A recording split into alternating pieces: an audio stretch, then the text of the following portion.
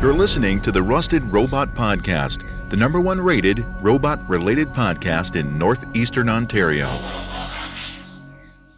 Hello and welcome to episode 160 of the Rusted Robot Podcast. Today is July 9th, 2017. My name is Optimus Prime. Hello, I am C-3PO, Human Cyborg Relations. I am Locutus of Borg. Resistance is futile. You're like a machine underneath, right? But sort of alive outside? I'm a cybernetic organism, living tissue over a metal endoskeleton. You're not quite, human, are you? No, sir. I'm an android. These aren't the droids we're looking for. Counterfeit, facsimile, replica. We need some sort of robot. Ah, crap! I'm some sort of robot. What are your prime directives? Serve the public trust, protect the innocent, uphold the law. By your command. Day of suffering. The day of suffering? The day of suffering. Why? Internet's down. The internet is down. So any information that we would have looked up, we will not be able to look up. So it's going to be a different kind of show. Yep. Kind of on the fly. That's off okay. Off of our heads. Yeah, and that's all right. What's going on? You forgot to introduce us. I did forget to introduce us. See, the internet's down and everything goes to hell. I'm Sean. I'm Josh. And together we are... Not doing this. No, we're not gonna have some kind of funky intro? No. All right. Fair enough. All right, so how was your week? I spent every morning this week in the parking lot painting the curbs. Ooh, yellow? Bright safety yellow. Oh. Gotta keep people safe. Yeah. It wasn't bad on Wednesday. Okay. And Thursday and Friday was quite sunny out, and it was terrible. Well, Thursday was a scorcher. Yeah. And we all almost died from the heat. Friday morning, though, it was overcast and 15 degrees, and it was perfect. No, it was, except for the fact that right when I was painting, there was a nice patch of sunlight reflecting off of my wet paint, so blinding me because I don't have sunglasses. Why not? Because I would need to pay extra to get sunglasses. I need prescription glasses, so... I gotcha. Huh, all right. And I don't have, cybernetic polarized vision yet. Why not? I know! If it's good enough for Jordy, it's good enough for you. Well, no, I don't want the visor. No, the eyes. He had the eyes in the later movies. That counts. No, he looks better with the visor. Think so? Yeah. Because without it, he's LeVar Burton. Reading Rainbow. Butterfly in the sky, I can go twice as high. Take a look, it's in a book, a reading rainbow. Visor, Jordy. No visor, LeVar. All right, that's fair. Because if he's got no visor, I expect him to tell me about a great book. It's in a book. And it's always fun to learn about a great book. And the joy of reading. Yep. That's right. The Rusted Robot Podcast promotes reading and literacy in all its forms. You got a book recommendation? I have all kinds of book recommendations. I would recommend to you reading the book Q by Evan Mandery. Or Mandery. I'm not sure exactly how you say it. It's a book about a guy who must not marry Q. All his future selves come back into the past to either tell him to marry the person or do this or do that. And it's a weird time travel book, and he takes advice from his future selves, and then he does whatever. And then another future self comes back after that occurrence affects the future. And tries to guide him down the right path. Exactly. Yeah. Well, that would be terrible. Yeah, it was a really good book, though. Yeah. Mm-hmm. So it's an interesting concept. Q by Evan Mandery. I've been getting into a lot of the older hard SF. Heinlein, Asimov, that kind of thing. So I just finished the Rama series. Arthur C. Clarke. Yeah. So I would recommend the Rendezvous at Rama. Yeah. It's in the Great Big Thing category of hard SF. Okay. Which is my favorite subgenre. Like, you got Ringworld, you got, like, there's so much fun, like, the big thing they find and explore. Yes. So, yeah, that's our recommendations for books, because we have no internet. No, I've read a lot of Arthur C. Clarke. I don't know if I've read all of his stuff, and I don't know, but he's got so much. I haven't read very much Asimov. I haven't either. I'm getting into it, but because I read a lot of the modern space opera when I was younger, rather than going back and looking at the hard SF stuff. So now I'm going backwards and looking at the hard SF and the history stuff. So, it's a good recommendation. I like the book. Rendezvous with Rama. Rendezvous with Rama. Wasn't there a bunch of Rama books?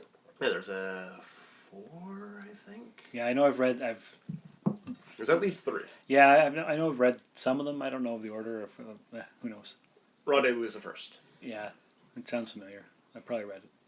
And you can get used books all over the place, and you can get them on Amazon. Yeah, or you can even get the ebook versions. Ebook versions, yes, that's true. Yeah. Wherever you get books, I don't know. Yeah, I'm not a commercial guy, so. Yeah. Anyways. Well, nobody's paying us, so we're... Well, no, we don't have any sponsors. Yeah.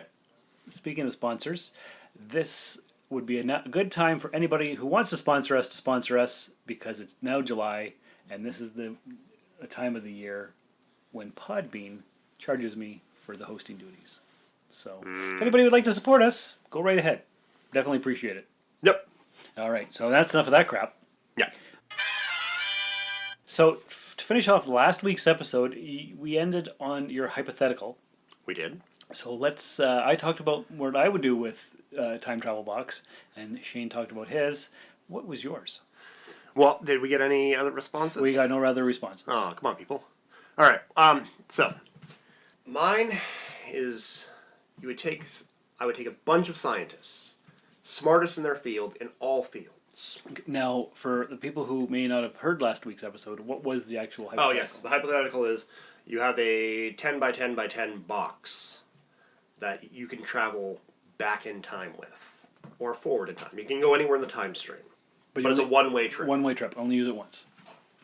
So the idea is you take a 10 by 10 by 10 box, I take all the best scientists in the world, and we go back to 1900. 1900. The reason for 1900 is it's modern enough that we can build the equipment we need, but primitive enough that we're not really using that much gasoline yet. Electric cars are still more prevalent than gasoline cars. If we can develop that technology, bringing with all the knowledge that we have, we can develop it up so that we don't have global warming the way it is. We can affect the world in certain ways. You can keep America more isolated, because before they were more of an isolationist country. Yep. Before World War I and II. If we can keep them that way, they wouldn't be this power struggle that we have. We can overall improve humanity. And get rich doing it. That's a worthy goal. Yeah. Save humanity, get rich doing it. Nice. I like it.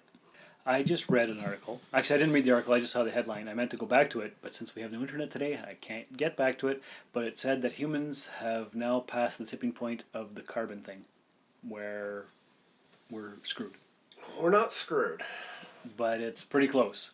At least what I read, it said, just from the article, this headline, it said, yeah, we're done for. The problem is, the further we go, the more we have to do to correct it. Yes. And there comes a point where we're just not going to be able to do it anymore. We're still at the point that we could correct it, but it would take significantly more effort.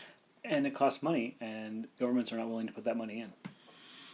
But governments are. But corporations are saying, well, maybe it does, maybe it doesn't. And in countries where corporations and rich people have a lot of influence, they're not doing so much. They're not. But you have other countries that realize, oh, crap, we really need to do something. And they're starting to do something about it. But it's not the big countries. China's starting to turn that way. You find? Yeah. What do you know that I don't know? Well, as they have the largest solar energy output of any country in the world. Do they? Yeah. Oh, good. They're turning green as quickly as they can. Well, I'm glad to hear that. You don't hear about that though. No. It's not very well publicized over here. It's publicized enough. Well. But we get most of our media from the States, who denies global warming is their thing. They question it, and their news channels are like, well, this guy says this and this guy says that. One's a whack job and the other one's a clean scientist, but we'll listen to both equally. Right, of course. And this guy works for the oil company, so we'll listen to him too. Well, yeah, because they got a big lobby, so why not? And apparently there's an iceberg that's ready to calve, and it's going to be the size of Rhode Island. Off Antarctica? I think that's where it's... Yeah. Yeah. Well... It's big trouble. Yeah. What are you going to do? Well, not much. Yep. I've never been to Antarctica. Don't. It's cold. I hear that. Yeah. But I have a passport. I could go. No, you can't. No? You need more than a passport. I need to be a scientist so I can go to McMurdo Research Station? Or one of the research stations, yeah. Yeah, I only know McMurdo. Well, it's because that's the English-speaking one. Yeah, and it's in all the fiction books that I read, so... Well, not all of them, but the ones that deal in Antarctica. Yeah. Yeah. That's the English-speaking one. Right. Yeah. I'm not going there. No, it's just brutal. I wouldn't go. Yeah, no. Well, that's very interesting with science and books and stuff, but we do have some sad news. I know. Now, I can't pull up any articles about it, but I do know that this week, Joan Lee, the wife of Stanley, passed away at the age of 93. That is terrible. That is very terrible. She was also an actress. Mm-hmm. I don't know anything she was in because I can't pull it up, but... They'd been married for years and years and years. Well, he's, 94 or 95? Yeah. And like he talked about her in several interviews that I've listened. She's the love of his life and how happy she made him. Mm-hmm. So that is terrible, and my heart goes out to Stan. And when people are of that age, and they've been together that long, mm-hmm. they tend to go within a year of each other. I know, and that's sad. Yeah. Because Stanley's supposed to be immortal. Yeah. I hope he's doing okay. Me too. But I did see Stanley yesterday. Did you? I did. He made a cameo in Spider-Man Homecoming, which I went to see. Oh, okay. All right. Me and Shane also went to go see it. Mm-hmm. Me, Shane, and his girlfriend, Sarah. So, we recorded a little thing for you. You did? We did. Oh, well, why don't I go ahead and play it right here? Okay. So, we just got back from watching Spider-Man Homecoming. And it was amazing. So, Shane, obviously, and Sarah. I want nothing to do It's with being this. recorded. You're on it now. You said something. All right. So, Shane, what did you think? I thought it was amazing. Okay. Easily up there with Spider-Man 2, possibly better for a lot of regards. Okay. Sarah, what did you think? It was beautiful. Okay. I liked it. There was a few plot points that were like, I saw that coming. But there was a few plot points where like... There was a lot of things that wasn't quite expected, though. Oh, yeah. There was a lot of twists in it. Good pacing. I never felt bored in any of the scenes. No, the pacing was really good. And it didn't feel long. Like, some of the Avengers movies, like, some of the movies in the Marvel Cinematic Universe have felt like there's been some... Don't give me that look. Like, there's been some points where you have to admit, they have dragged some things out. Some things have been stretched out. Where they didn't have to. This one, there never felt like there was a spot where, they're putting this in just to fill some time. Now, a lot of concerns were that it was going to be Spider-Man and Tony Stark. They balanced that really well. Did it feel like a Spider-Man Tony Stark movie? No, it was a Spider-Man dorky movie. Spider-Man, I'm in high school and I'm a weird kid movie. Okay. So it ticked all the primary boxes. How many rivets? I'm gonna say 9 rivets. No. You're so biased, though, because Spider-Man's your favorite thing in the world. You gotta remember, we just watched the movie. There's always that post-movie excitement. All right. Sarah, how many rivets out of 10? 7.5. 7.5. I'm gonna go a bit higher than Sarah. I'm gonna go 8. I'm gonna get killed tonight. I'm gonna go 8 rivets. Only because I know there's that bias, and I'm trying to remove that bias. So I'm saying 8 rivets. I got 7.5. We got 9. 9 rivets. All right. So the only thing that I can say is you have to stay all the way to the end. Oh, yeah, you have to see the end. The end credit scene is the absolute best end credit they have ever done for any Marvel movie. Oh, hands down. So, that's all for this little segment report. Okay. So you guys liked it, pretty much. Yeah, oh yeah. It was good. I enjoyed it a lot. Mm-hmm. And I've been trying to think of my rating. You gave it an 8. Mm-hmm. I've been thinking somewhere between 7.5 and 8 as well, adjusting for theater happiness and whatnot. Yeah. I always try to adjust down. Mm-hmm. I'm like, oh, that's a 9. No, I just came from the movie. Knock it down 1. Yeah. But it was good. It was good. I had all kinds of thoughts about it. And I like Tom Holland as Spider-Man. He's high school type. Mm-hmm. I know he's 19 in real life, but he plays 15-year-old. It's not much of a stretch. A lot better than 29. Yeah, 29 and 27 with the Maguire and Garfield. So yeah, this is more realistic. I'm glad we didn't have to have the whole Uncle Ben origin story death thing. Yep. That was nice. Get rid of that, because we already know. Yep. We've seen it a bunch of times. Yep. Mm-hmm. What else? The characters were changed a little bit, I found. Like the supporting players. Yes. Which was a little bit weird, but it's okay. Flash makes sense. Yeah. I like Flash. Mm-hmm. He wasn't as cool and jockey as I expected. Yeah, but it's a specialty school now, rather than a general high school. It's a mechanical and science, what do they call it? What do they call it? Some kind of... Magnet school. Magnet school? Okay.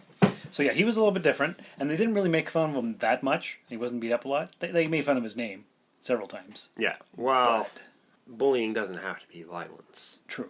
It's more of a daily grind thing. Well, yeah, but he didn't... And the relationship that he had with the girl that he liked, I figured there would be more not returned feelings kind of thing. Yeah, but I didn't have a problem with any of it. No, it was nice. So, and like, the twist came, and I was like, yeah, it fits. I didn't see it coming. No? No, I was actually shocked that I didn't know who was related to who, and I was like, huh, I should have seen that coming because it's obvious, but I didn't. And I'm like, I enjoy the movie more because of that I didn't see it, but I was more disappointed in myself that I didn't see it coming. Okay. And what did you think about the end scene? I laughed so hard. So good, eh? Yeah. Wait, you have to sit all the way through to the end. You have to. The end credits weren't that long, though. Yeah, not bad. Yeah. 8 minutes. Was that what it was? It didn't seem to take that long. No. So that was nice. Well, because you were waiting. Mm-hmm. Patiently. Yes, you were. You need to be patient. You need to be very patient. Yeah, that was hilarious. I like that. I think it is the culmination of every stinger that they have ever put in. It is the training we have received to wait for the stingers. Mm-hmm. It is the culmination of that. It's the big payoff for them. Exactly. Yes, it is. Yeah. It'll deepen your understanding of what kind of company Marvel is. Right. It made some people who stayed angry, and I just laughed out loud. I'm like, oh, that's awesome. Most people laughed. Yeah. One person fell out of her seat. Laughing? That hard? Yeah. That's awesome. It is a moment of joy. It is. What do we think of Marissa Tomei as Aunt May? Because last night when I got home, the original Spider-Man from 2000 with Tobey Maguire was on, and that's Aunt May to me. An old 80-year-old lady. And Marissa Tomei's like 52 or something. She's better looking for us as a viewer, but it doesn't have the same kind of feeling. Yeah, but she's supposed to be his aunt. Mm-hmm. And, like, Aunt May is just supposed to be an older lady. Yeah. Marissa Tomei is older. Right, because he's 15 and she's 52. Yeah. But she's not ancient like in the comics and whatnot. No, but she's in her 50s. Yeah.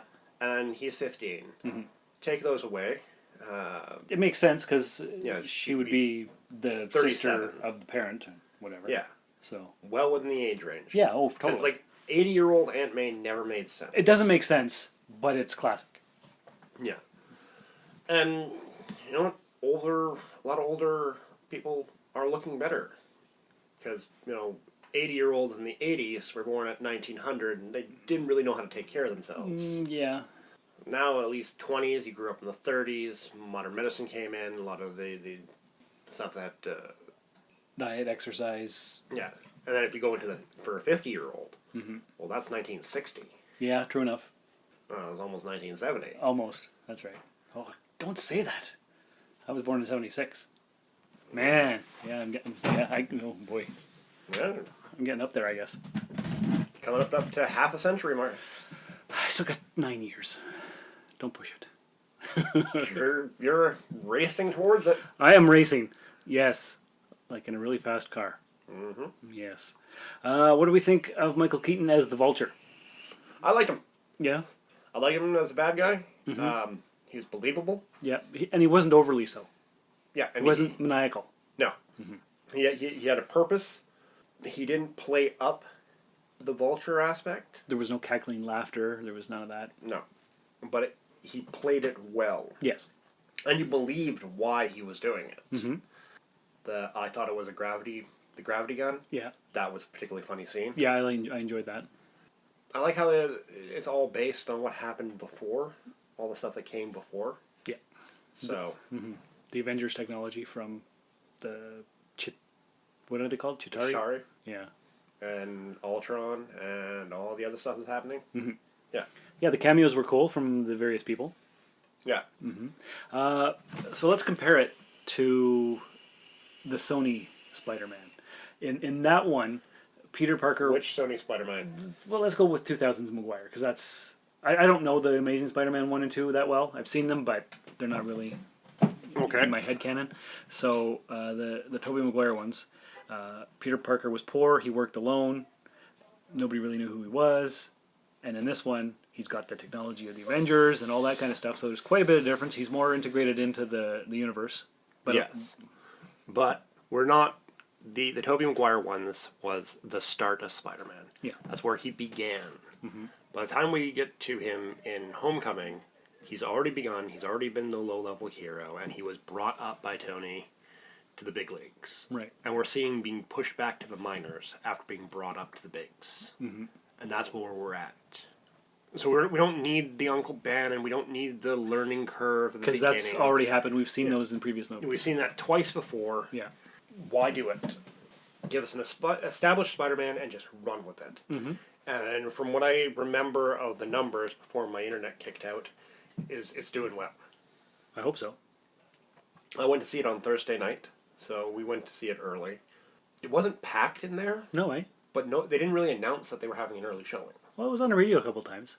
Yeah, but who listens to the radio these days? Well, we do at work in the morning. Like, I don't listen to the radio at all. No way. No. Yeah, I guess you wouldn't, because you don't have a car. No. So you don't drive in the car and listen to the radio in the morning. I do. And I hear it at work because they play it. So.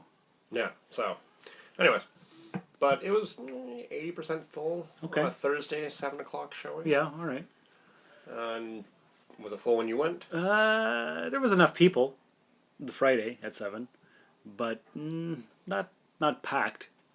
And there was this one little kid kept getting up and down and going in and out and just wouldn't sit still. He didn't talk, which was good, but he wouldn't sit still. We had this couple right behind us who she would try to whisper to him her like funny little comments. Yeah. But then she would laugh at her own joke. One of those. Which she didn't do that quietly. Right. So that was kind of annoying. But other than that, we didn't have anybody that was disruptive. Good. Oh, no, we had one guy Yeah. that yelled at the screen, just kiss her. Oh, okay. I'm like, dude, we're in the theater. Don't do that. Sean left his phone on, though. Shane? No, you. Oh, you called me. I did. But it was 10 minutes before the movie started. Doesn't matter. Once you're in the theater, you turn your phone off. It was on vibrate. Doesn't matter. That's poor etiquette. No, there was people talking and laughing, and they had their phones out, and the previews hadn't started yet. No. And you called me, and as the Rusted Robot co-host, it might have been important. It might have had something pertinent to the show. Yeah, it could have waited. I could have went to voicemail. Ah, that's rude. No, it's not. Not if you're in the theater. Yeah, but nothing was happening yet, so it you was put okay. an auto reply at the theater. I don't know how to do that. That's too high tech for me, Josh. Your phone can do it. I'll show you how to do it after. All right. You probably won't. We'll forget. Probably. But because sometimes I'll listen back to our podcast and you'll say, "Oh, remind me to do this after the show," and I'm like, "You know what? We never did that." So. Well, you didn't remind me. I forgot. So yeah, what did we think of Ned as a supporting character? I liked him. Not bad, eh? Yeah, he wasn't He didn't have the Flash, Green Arrow problem where everybody on the sideline is a super genius. Right. Has amazing skills. Mm-hmm. He's good. Yeah. He's a good computer kid. Yeah. But that's what he's supposed to be good at because he's at a magnet school for technology. Yes.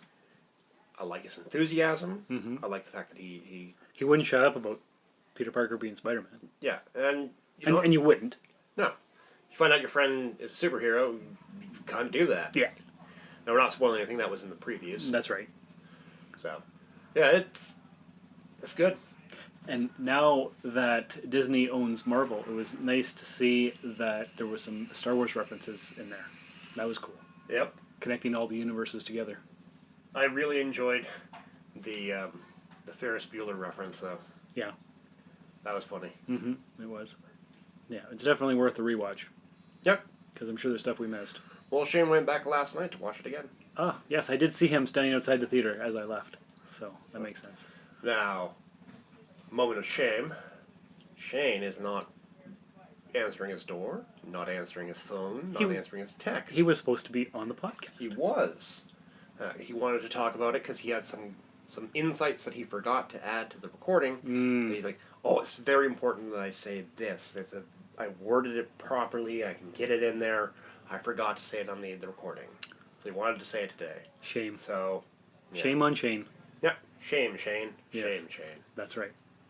All right. Well, maybe next weekend. Yeah. You'll have to listen to this? He will. Yep. All right. So I hear we have email. As a matter of fact, we do. We have email. Get what we got, Mr. Roboto. It's another email. Let me pull it up here, and I will tell you what we have. We have a response email from our good buddy and loyal listener, Daniel Hitch. And I should put on my glasses so I can see what I'm doing. Dun, da, da, da. Glasses are on. And the email is called The Game's the Thing. Hey, Rustotrons. Thanks again for the email shout-out last week. Josh asked for end goals for the gamified Space Society, and I honestly hadn't thought that far ahead when I wrote it down. I didn't leave much room for sports in this, probably as I, like Katie, Josh, and yourself, are not with the sports. So, how about the end result is the prestige of earning a place in the Global Olympics held every 4 years, and then in the Galactic Olympics held every decade, something that combines sports and games with some kind of award ceremony for art, like the Oscars or Pulitzers, science, the Nobel, and so on. So I guess the colony isn't just earning XP for themselves, but overall for your local clan or nation, and then for your entire planet. The economist class, who are really dungeon masters, as the closest thing to a government, do not compete in the Olympics or contribute to the XP, but they do organize the events on their planet and think up new games and awards for end goals for humanity, i.e. mission. This decade, humanity must colonize a new world. Bonus mission, a new world and a moon. Additional bonus, populate by using X number of settlers. As for Josh's time travel question, I can't pick too far in the past as I want modern medicine, and can't pick recent history for fear of altering my timeline too drastically.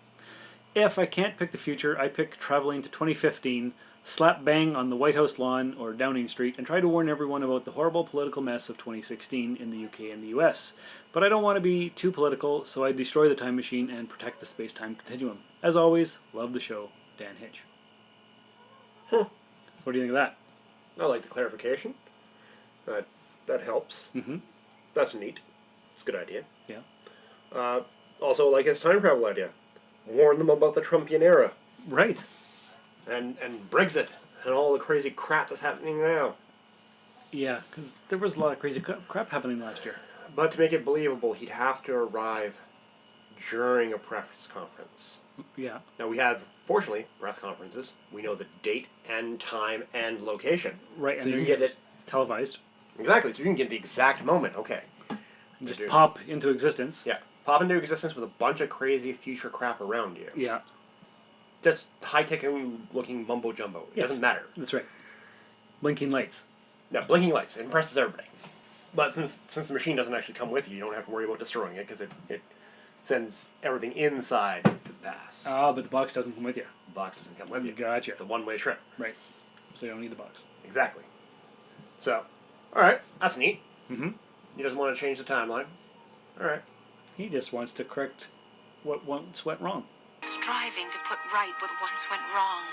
All right. Yeah. Is that all we got for emails? We do have a Sparky and Guns. All right, let's hear Sparky and Guns. All right, I can pull up some Sparky and Guns. This is Sparky. And Guns. And you're listening to the Rusted Robot Podcast. It's titled Fear of the Walking Dead. Just came up with that myself. Hey there, wrecked Robbie robots. Sparky wants to know, in the Walking Dead series, which character best personifies you? Sparky would be Morgan, because he likes to see the good in everyone, and he wouldn't want to kill. I don't know, because I dropped out. You did, eh? So I'm not up to date on the characters. Okay. But I'd be early on.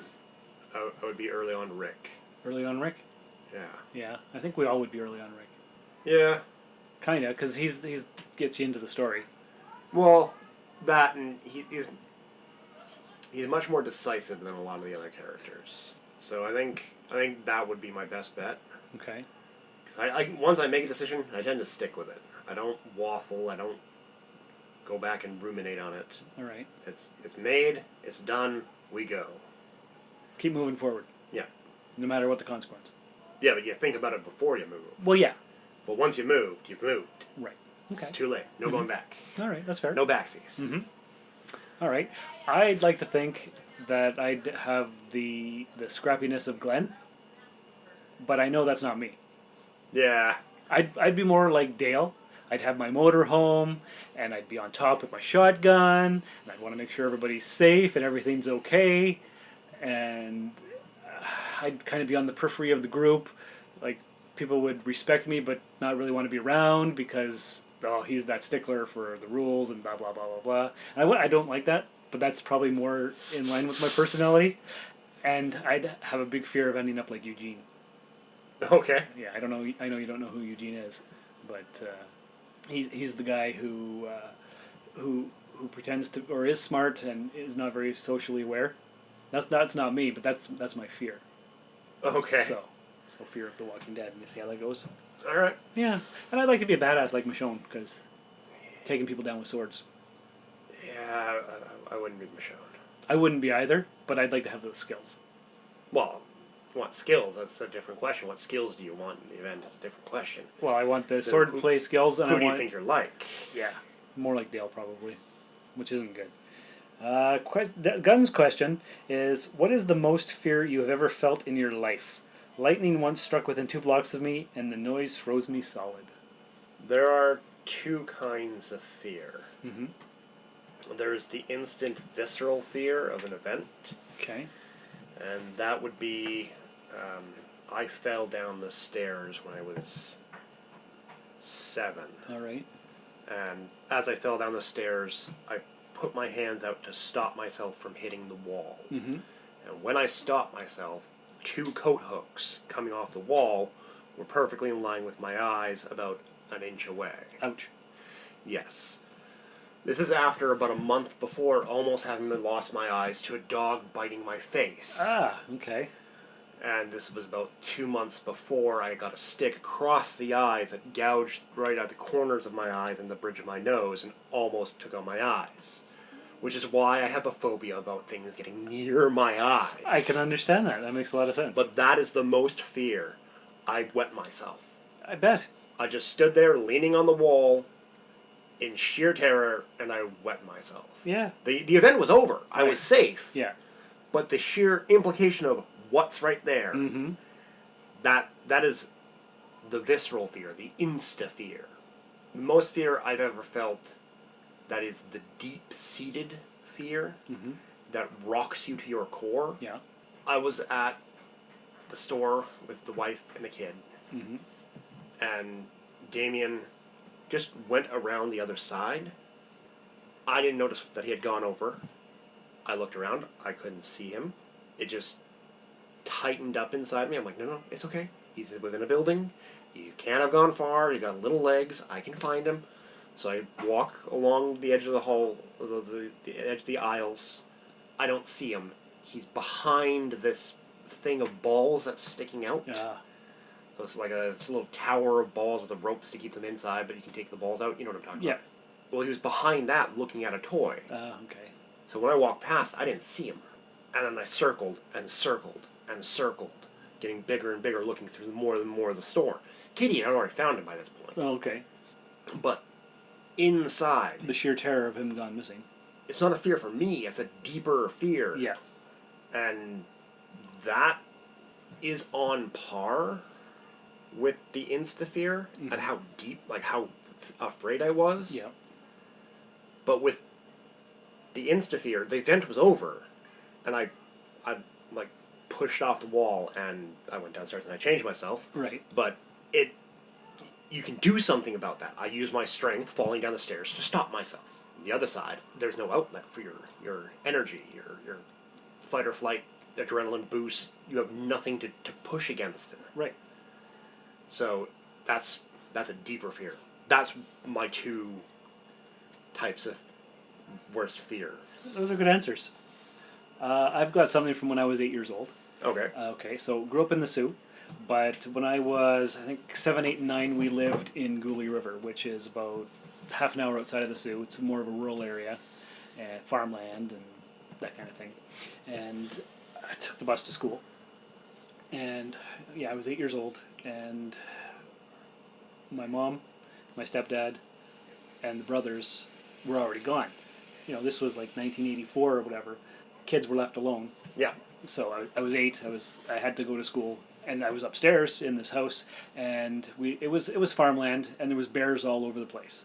So I was gonna go downstairs, get ready to go out, and what did I see at the bottom of the stairs? There was a window, and there was this black shape moving, and it looked like it was pacing around, from what I could tell from where I was, and I don't know how long I stood at the top of the stairs in fear of not being able to go down because I was afraid this black bear was going to crash through the window and come and eat me.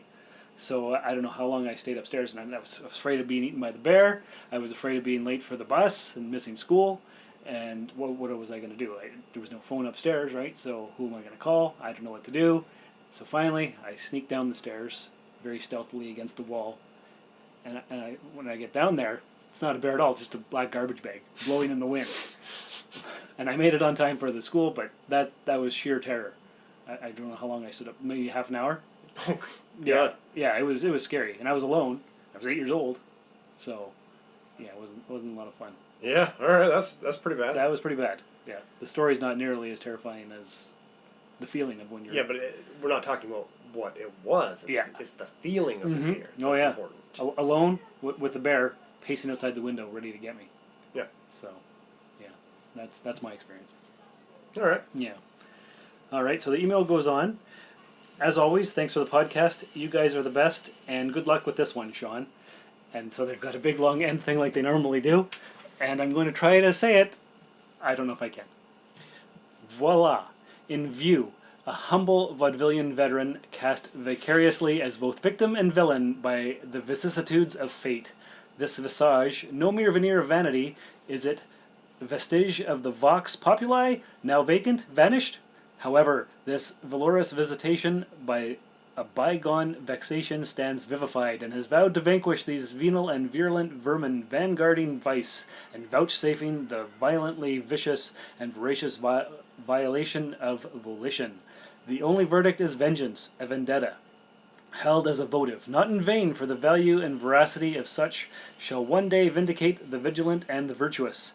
Verily, this vichyssoise of verbiage veers most verbose, so let me simply add that it's my very good honor to meet you, and you may call us Sparky and Guns. Good go. Not bad, eh? Yep, not bad. I wonder how long it took him to write that. That was a mouthful, but all right. So that was a mouthful. Yeah, it was. All right. What else you got for us? Well, last night I watched the Castlevania animated short series that was on Netflix. Oh, okay. I think there's only 4 episodes, 3 or 4. This is an animated series based on the video game? Yep. Okay. Violent and bloody. Oh. And it's on Netflix. On Netflix. I haven't even seen it in the list. Yep, it just popped up. It came up Friday. Okay, everything new comes out on Friday, so that makes sense. So, good. Yeah. Half-hour episodes, roughly? Roughly. Okay. They actually feel very short, though. Oh. And it's really good, really violent. Mm-hmm. Beautiful animation, looks good. Mm-hmm. Looks classical, but I'm fairly certain it's mostly computer. Okay. But it's really good overall. Yeah. Don't recommend it for kids? Oh, definitely not. No. They're like people being ripped in half. Oh, okay. Like a priest gets whipped in the face and loses an eye. Ah. Yeah. I could see how that would be terrifying for you. Well, that wasn't so bad because he got whipped in the face, and it's not something hitting his eye. All right. Anyways. Yeah. I did cringe a bit, but... Yeah, as you would. Yeah. But yeah, it's beautifully done. Mm-hmm. I like the voice acting. Okay. Overall good. Good plot. Yeah. I don't know if they're setting up for the next game that's coming out. Oh. Or if they plan, like, here's the beginning. Do you like it? Do you want to watch it? Mm-hmm. And plan to do more. Right. I'm not sure. Okay. But... They just released all 4 or 5 all at once? Yeah. Okay. So I recommend it. All right. Well, I've got a Netflix show to recommend. Okay. That's not sci-fi. It's called Glow. Have you seen it in your list? The Gorgeous Ladies of Wrestling. Yes. Yeah. It's based on... it takes place in 1985. And the reason I recommend it is because one main guy character, the director of the wrestling show, is Mark Maron. And okay. He does the WTF podcast that I listen to all the time. And he's an interesting character. Yeah. And it's a good show. I binged it all at once, pretty much. I think I watched 2 episodes, and then 3 days later I watched the last 8. So there's only 10? There's only 10 episodes. Hour long? No, half an hour. Oh, wow. And it just flies by. It's really quick. It's really good. The story's awesome. There's a twist with one of the wrestler ladies and Mark Maron's character, which is cool. I didn't see coming. That was fun. Yeah, and like it could have been filmed in 1985. They were really stuck to the period piece kind of stuff. So it was nice. Go see it. Go watch it. Yeah. All right. That's what I would say. Where's your wife? My wife is at work today. There's a Magic pre-release. A Magic pre-release? Yeah. What is that? There's a Magic tournament going on for the pre-release of the next set that's coming out. Okay. Which does us no good because I can't tell you about it in advance because it's happening right now. Right now, okay. And by the time you get to this, right now will be yesterday. Yes. And you are in tomorrow to us, which will be then. Yeah. But not now. No. Now will be then. Currently. Now will have been now, but now will be the past. This is true. Yes. All right. Moving on. So she is at Jump City. Oh, is that a comic book store? That is a comic and collectible store. Yes, it is. Is that here in Timmins? It is. Whereabouts? 229 Pine Street South, Timmins, Ontario, Canada. That's not very far from here. No, it's not. It's a distance that I should not say over the podcast for fear of snipers. Ooh, snipers are dangerous. It's 4 kilometers as I live in Schumacher. Yes. Ah, there you go. Okay. All right. Well, Pine Street's pretty local, pretty central. Yep. Yeah, a lot of cool stuff on Pine Street. We're about 6 blocks from the transit station. Okay. So if people wanted to go to said comic book store, just take the bus and just walk a little bit. Yep. Exercise is good. They could do their Pokemon stop thing while they're on their way. I correct myself. It's 1, 2 gets you to Pine. 3, 4, 5. It's 5 blocks. Exactly. Oh, even better. And you can do your Pokemon Go stuff there. Yep. People have been trying to get me to do Pokemon Go. You should. You walk a lot. I do walk a lot. Last week you told me all about it. We almost went for a walk and almost downloaded it. This week at work, my friend Irene, who's moved back from Florida, was driving around in her truck and stopped me on my route. And she was doing her Pokemon Go stuff in her truck as we were sitting there talking. I'm like, huh. And she's like, yeah, you should get it. I'm like, you're not the first person to tell me that this week. So... yeah, it's still pretty popular all these months later. Oh, yeah. Lots of people still play. Mm-hmm. Of course, you have to make a choice when you reach level 5, I think it is. Yeah. As to what team you're going to be on. Okay. Of course, you're going to choose Team Valor. And am I? Yeah. Yeah. Yeah. Or you're dead to me and we aren't doing the podcast anymore. Oh, all right. I see how this works. Is that the one with the red bird? That's the Moltres, yes. The Firebird. Okay, because I see that on a lot of people's vehicles. The sticker. Yep. Yeah. It goes in popularity In Timmins, it's Valor, the red one. Yeah. Mystic, and then Instinct. Is there only 3? Those are the 3. So Okay. red, blue, yellow. Is that like the houses in Harry Potter? Kind of. It's about, like, you're supposed to choose based on your personality, but a lot of people just chose on their favorite color. Red is all about taking gyms and getting the strongest Pokemon. Okay. Blue is about understanding and Mystic's about understanding and knowledge and studying Pokemon. Okay. And Instinct is about raising them up. But in popular thing, red is hyper aggressive. Blue, they see themselves as special, and yellow is like zany. Okay. A little bit off. So if you feel like you're a zany person, you go yellow. If you feel like I'm here to fight and get power, you go red. And if you don't want either of those things, you can be blue. I don't know. I'm pretty zany. If you go Instinct, you're screwed. Yeah. Instinct is the smallest group in Timmins. That's the blue? That's the yellow. Yeah, okay. They barely take any gyms. Oh. So strategically, either go blue or red. And if you want the most chances, you go red, because... That's the most people. That and red is much more aggressive. So our gym gets taken. One of us will get up and go take it back. Okay. If you look around on the app, you'll see that most gyms are red with some blue, and every so often a yellow will pop up and then quickly get knocked back down. Oh, okay. So in that case, why would anybody be yellow? Because if you chose yellow, that means you're a little bit off kilter already. Oh, all right. Because you like sparks. Objectively, the yellow bird is the strongest of the 3 legendary birds. But, you should really download it. Come join Team Valor. Well, apparently I have no choice if I am going to download it, because then I won't have a podcast co-host, and that would just be sad. And we all know that the Rusted Robot podcast does not work well as a one-host show. No. So. No. Lonely Sean is not good for the podcast.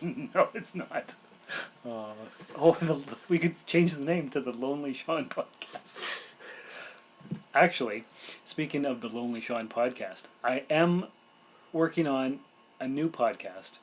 Oh? What's it called? I'm not giving any information away currently because it's not all set up yet.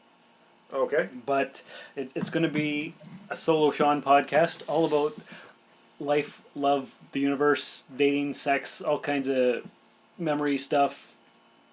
Like just life things.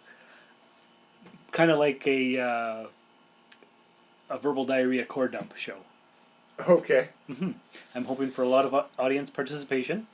What I did was I went and registered a domain name and a hosting package through HostGator and tried to figure out how to work WordPress because I didn't want the new podcast to be whatever its name is, .podbean.com. I just wanted it to be .com. So it turns out I know nothing about how to work WordPress. I had my buddy over. He couldn't figure it out either. So I went and got a Podbean account. And so for the last 2 weeks, what I've been trying to do is map the HostGator domain name onto the Podbean account. And I've talked to 2 different people on live chat on Podbean, 2 different people on live chat on HostGator, and they both couldn't figure it out. Last night I finally called HostGator and I said, okay, this is what I'm trying to do. I don't understand it. I need your help. All the other people can't help me. And so she's like, okay, this is what you need to do. I'll do this for in the back end. And all you need now is this information from Podbean. I'm like, okay. So I went to the Podbean account, and you can't call them. All you can do is send an email. So I'm like, oh, great.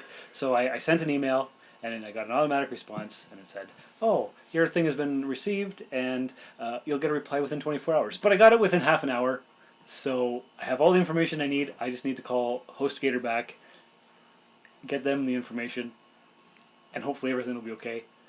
And then all I need is my artwork from my buddy Andrew, who did the robot for the Rusted Robot. And I've asked German of the Play on Nerds podcast to do a nice intro for me. And once I get that stuff, then I can start recording some episodes and release them. All right. Yeah. I've already got a name for it. But I like the Lonely Sean podcast. That's awesome. All right. Yeah. So that's been episode 160 for the Rusted Robot Podcast. It has been. All right. And remember, I don't always drink tea, but when I do, it's Earl Grey. Hot. If you'd like to contact the show, email us at therustedrobot.gmail.com. Our website is therustedrobot.podbean.com. On Twitter, we're at therustedrobot. I'm on Twitter and Instagram at Darth Vaderloo. We'd be honored if you would review us on iTunes and like us on Facebook. If you'd care to support the show, there's a PayPal link on the website, or go to patreon.com/Darth Vaderloo. Please check out Jump City at 229 Pine Street South in Timmins. And as always, if you like what you heard, let us know. But most importantly, tell your friends about us. The Rusted Robot Podcast. Think about it. I could do this all day.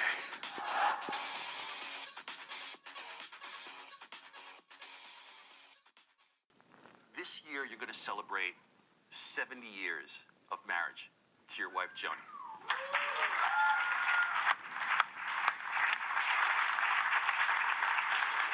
We decided to stay with it until we get it right. We're still working on it.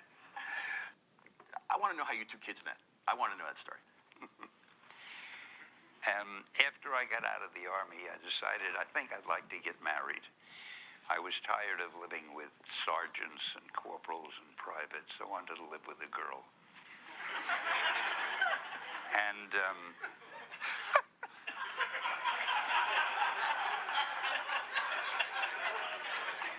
so I started looking around for a girl to marry, and I found it's not that easy, really. There are a lot of girls, but you got to find the right one.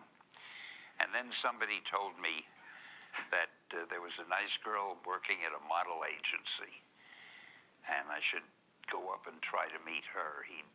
I could mention his name. He told me her name. He said, go up and ask for her and say I told, blah, blah, blah.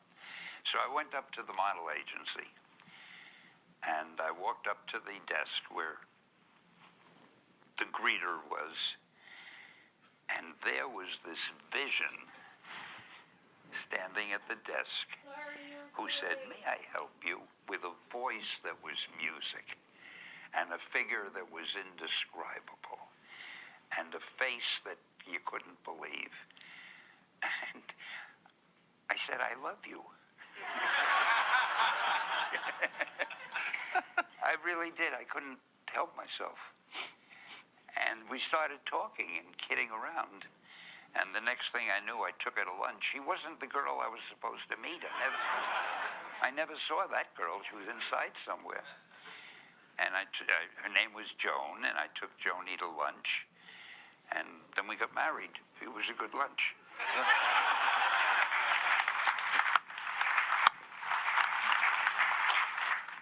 I personally believe that she's the reason we're here. I think Joni is responsible for the Marvel Universe, right? Because, she's responsible for my universe, right? That's for sure. But, there's that story where you were going to quit, right? Now I see what you were leading on. You are clever, and the way you get around. This is all about Joni. We wouldn't be here. This wouldn't be happening. I was doing the comics, and my publisher, Martin Goodman, told me how he wanted them done. A lot of action, a lot of fight scenes, not too much dialogue. Our readers don't like to read dialogue. And don't use any big words. They're not good at vocabulary. Just concentrate on the fight scenes. That's what they like. Well, I can write a fight scene, I think, as well as anybody, but that's not what I wanted to spend my life doing. I said, how about characterization? How about caring for the characters and building them? Give me fight scenes. So I went home, and I said to Joni, honey, I think I'd like to quit. I can see this job as a dead end. It's going to lead to nothing. I might as well leave now and try to find something else to do. And then the thing you're leading up to, she gave me the world's greatest advice. She said, why don't you do one book the way you want to do it? The worst that'll happen, he'll fire you, but you want to quit anyway. At least you'll have gotten it out of your system. I thought that was good advice.